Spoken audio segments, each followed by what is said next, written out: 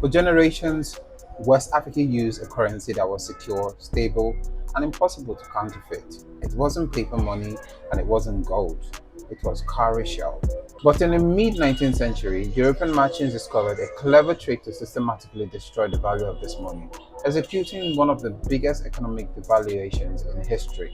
Long before colonial rules, cowries served as a perfect means of exchange across the region. They were durable, easy to count, and most importantly, they were incredibly scarce. These specific small shells had to be imported from thousands of miles away, all the way from the Maldives in the Indian Ocean, traveling through the difficult trans-Saharan trade routes. Because these local supplies were tightly controlled, the currency had a steady, high value. It was money you could trust.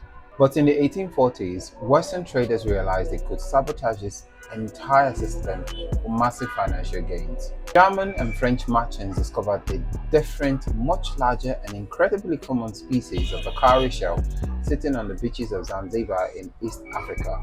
These shells were worth next to nothing where they sat, but the merchant realized they could exploit the West African market by passing them off as currency. So they began harvesting these cheap shells by the ton, packing them into massive cargo ships and sailing them straight into West African ports like Lagos. Between 1845 and the 1850s, billions of these low-quality, unauthorized shells were dumped directly into the local economy. European traders used this artificial worthless mountain of shells to buy up high valuable real African resources like palm oil.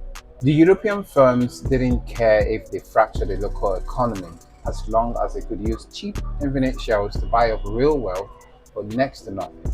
And the economic impact was immediate and catastrophic. Because the market was certainly drowning in an endless supply of cheap shells, the currency completely fractured under hyperinflation. The value of the cowrie crashed to the floor.